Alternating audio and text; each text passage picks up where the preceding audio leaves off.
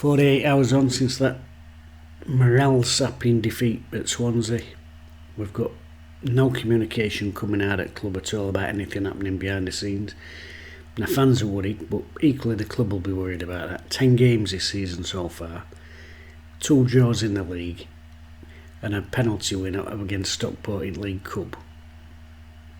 The club will be worrying as much as we are, so it's a bit funny we've not heard anything out from S6 there.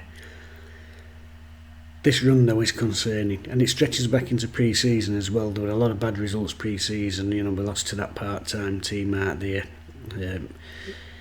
Lacklustre performances against Chesterfield and Donny, and you can say it's pre-season, it don't count, but there are little triggers in there that you can pick up and think, well, that don't look right and that don't look right.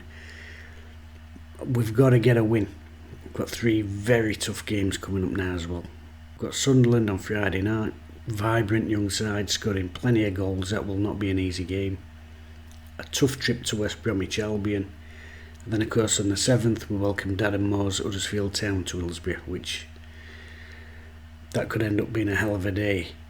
We've got to try and get some wins. I presume with the no news from Hillsborough that nothing's happening, everything's going to stay the same. That being the case, we've really got to hope that we break our duck soon, because the longer it goes, the harder it becomes to get that win.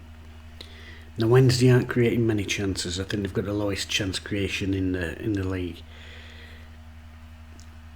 That means that when players do get opportunities, and you've got this long run behind you where you haven't been winning games, the pressure starts mounting. It starts getting to players up here, so you might have what you'd call a 50-50 chance might bobble down to your box. And I call it a 50-50 chance because it's one of them you might put it away 5 times out of 10. When you've got all that pressure on you, when you know it might be the only chance you get in a game, when you're not creating chances, when you know there's not going to be 4 or 5 more of them balls coming in a game, it might just be this one. That's when it starts getting on up here, and that's when people start panicking, snatching at shots. That's when you see usually really good finishers blasting stuff over at bar or scuffing it with instep, because it starts becoming a mental pressure.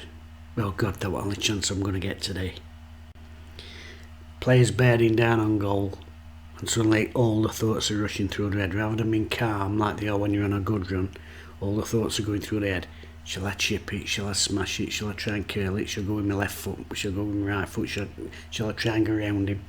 And as all these thoughts are going in and that pressure's really growing, and they can hear the noise coming up from the stands, the apprehension as everyone starts standing up from the seats, that pressure mounts in there, and that's when the goalkeepers can suddenly start to look massive, and they're staring at the goal and the spaces look smaller and smaller and smaller.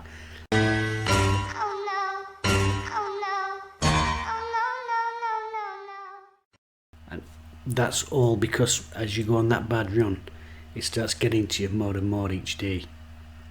It's vital that we break our duck and get that win somewhere, not just so that we don't get left behind in the table, but also so that the players' confidence don't bottom out, because it very easily happens. And once you get into that chain reaction, it doesn't matter how good the players are, it's very hard to snap out of it. I've seen an absolutely fantastic footballing Wednesday side get relegated because they just couldn't break that chain. Started snatching at chances as it got closer and closer and closer. So tough games coming up, but we have got to, by hook or crook, no matter how ugly it is, we've got to get out there and find a way to win. For the players as much as the league table.